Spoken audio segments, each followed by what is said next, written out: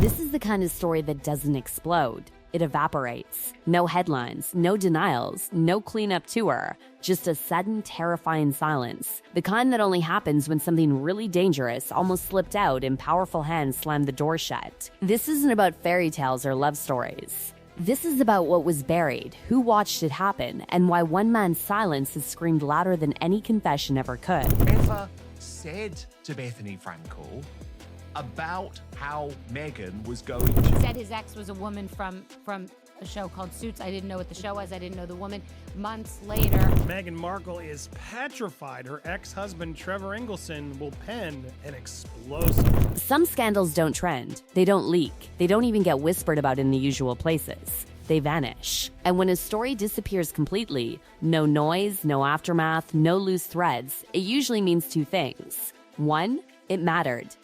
And two, someone with reach made damn sure it never saw daylight. Tonight isn't rumor roulette. This is names, timelines, behavior patterns, and one man who stood close enough to see the whole machine working and never spoke, not once. And when silence lasts that long, it stops being accidental. Let's rewind to before the polish, before the palace-friendly headlines, before the carefully curated humanitarian glow. Long before the world knew the name, Meghan Markle was operating in a very different ecosystem. Toronto's elite, insulated, moneyed social underground. Not Hollywood loud, not paparazzi chaotic. This was quieter, richer, tighter. The kind of place where reputations are protected like nuclear codes. At the center of that world sat Soho House. And no, this wasn't just a trendy members club with cocktails and mood lighting. Soho House is a filter, a gate, a pressure-controlled chamber where discretion is currency and access is power. No phones, no leaks, no outsiders. You don't talk about what happens inside because everyone there understands what's at stake if you do. 10 long years, Trevor Engelson, Meghan Markle's ex-husband, said nothing. No interviews.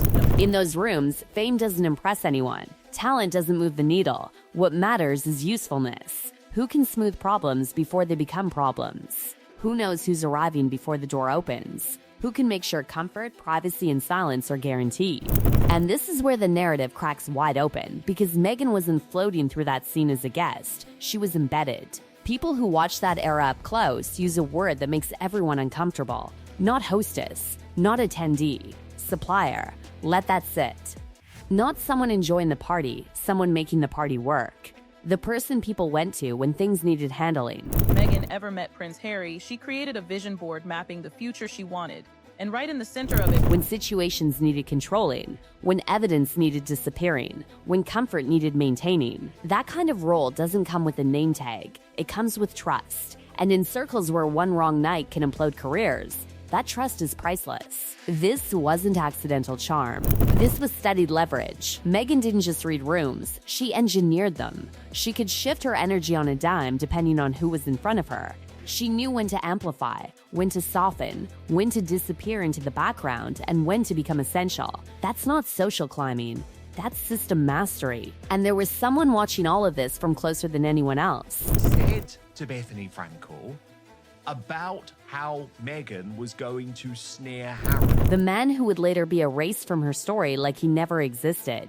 But before Toronto perfected the strategy, there was a rehearsal. And it happened in Jamaica. Before Soho House.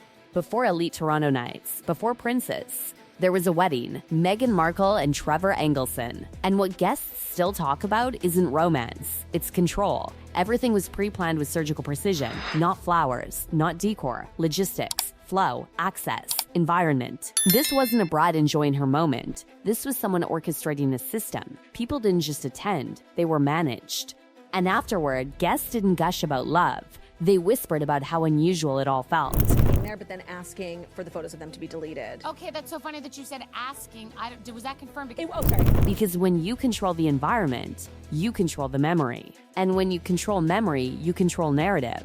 This wasn't a one-off personality quirk.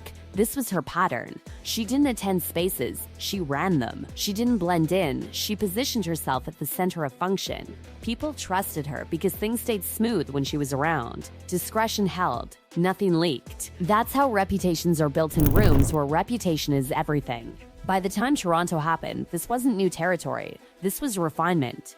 And Trevor? Years later, according to people close to him, something clicked. Painful, clear, the same behaviors, the same positioning, the same quiet exits once usefulness expired. Then came summer 2016. Toronto, Prince Harry, a private gathering, curated guest list, controlled setting, no accidents, no randomness. And Meghan didn't just host, she designed the night. Location, attendees, atmosphere, extras, everything selected for outcome.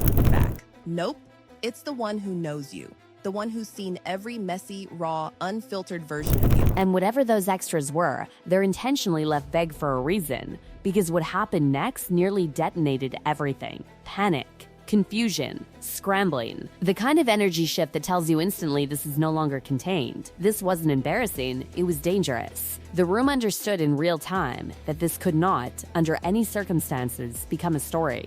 Because this wasn't just about an actress. This involved a prince. By morning, it was gone. No leaks, no whispers, no aftermath. And here's the truth nobody wants to say out loud. When nothing serious happens, you don't see coordinated silence. You don't see entire gossip networks shut down overnight. You don't see staff go mute. You don't see digital trails vanish. That level of erasure doesn't happen organically. It requires reach, resources, coordination, the kind that exists in spaces built on discretion. Toronto didn't forget. Toronto went dark. Phones stopped ringing. Familiar voices vanished. Social connections dissolved. Inner circle contacts became unreachable. In an industry fueled by chatter, that silence was deafening. And within months, Meghan's Toronto chapter was sealed, scrubbed, and separated from the narrative about to be sold to the world. When her relationship went public, the story was pristine. Humanitarian actress, legal drama, chance romance, no complicated past, no elite party ecosystem, no Soho House machinery, just a clean slate. That wasn't a gap, that was a cover. And here's where Prince Harry fits. Because he wasn't naive, he wasn't sheltered, he was impulsive, rebellious, drawn to excess, constantly managed by people trying to contain him. And Meghan didn't try to slow him down. She didn't correct him, she didn't judge. She matched him. She normalized everything others warned him about. She didn't apply brakes, she removed them. And that made her irresistible, because people don't fall hardest for those who try to change them. They fall for those who make their chaos feel acceptable. And while Harry was being pulled deeper, there was someone watching quietly from the sidelines, someone who'd lived this exact pattern before. Trevor Engelson. He didn't just date her, he married her. He lived inside her private world before the filters, before the teams, before the erasures. And when it ended, it didn't end with closure. No conversation. No explanation, just wedding rings mailed back in a box. Most people would talk.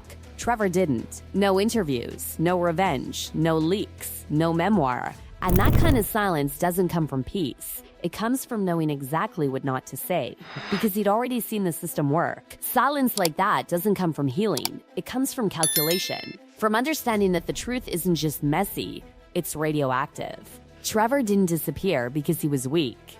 He disappeared because he was smart enough to know what happens to people who speak when the narrative has already been locked. Think about what he carried with him when that marriage ended. Not gossip, not petty grievances, patterns, systems, rehearsed behaviors he'd watched play out long before anyone else caught on. He'd seen how closeness was offered generously when someone was useful and withdrawn instantly when they weren't. He'd seen how environments were engineered, not entered, how people were made to feel special, chosen, central, right up until the moment they weren't. And when that realization hits you, really hits you, you don't rush to microphones, you go quiet. Because you understand something most people don't until it's too late, speaking doesn't always expose power. Sometimes it activates it. That's why Trevor rebuilt his life in silence. New marriage, children, career, no references, no commentary, no nostalgia tours. He didn't even correct the record when his own role in her past was minimized into a footnote. Because men who know where the bodies are buried don't point. They walk away. And here's the part that makes people deeply uncomfortable. Silence like his doesn't protect her. It protects everyone else who was in those rooms. Because the moment one person talks, the entire structure becomes visible. The suppliers, the facilitators, the silent beneficiaries, the people whose names never appear in articles, but whose fingerprints are all over the erasures. That's why the Toronto chapter wasn't just closed, it was quarantined, Friends vanished, contacts dropped, social media connections severed, not drifted, severed, clean cuts. People who once orbited closely suddenly acted like they'd never met. That doesn't happen accidentally. That happens when a line gets drawn and everyone understands exactly which side they need to stand on to protect themselves. And if you're wondering whether this is all coincidence, ask yourself this. When has real life ever wrapped itself up this neatly?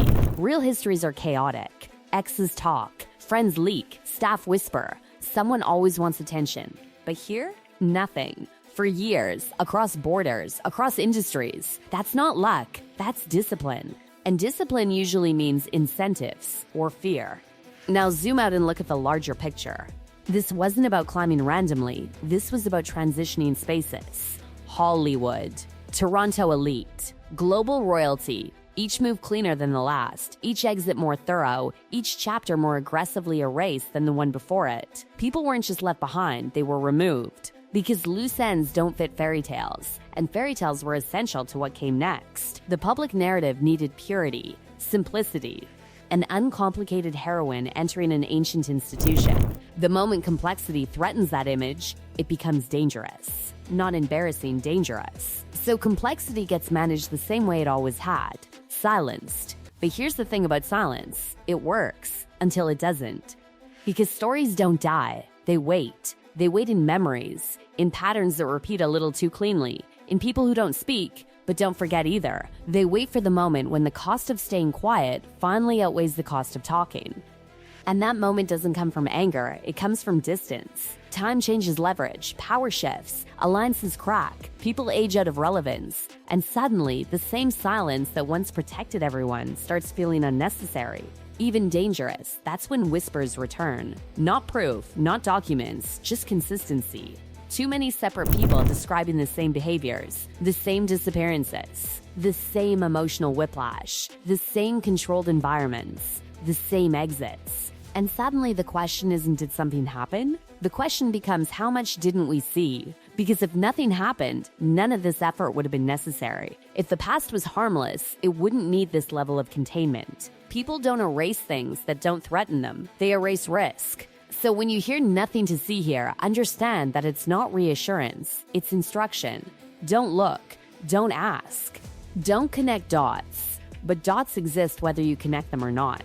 Trevor Engelson isn't the villain of this story. He's the ghost. The reminder that someone stood at the beginning and saw the blueprint before it was refined. And his refusal to speak isn't emptiness, it's density, it's weight. Because men who have nothing don't stay quiet for a decade. Men who know too much do. And that's the part nobody wants to say out loud.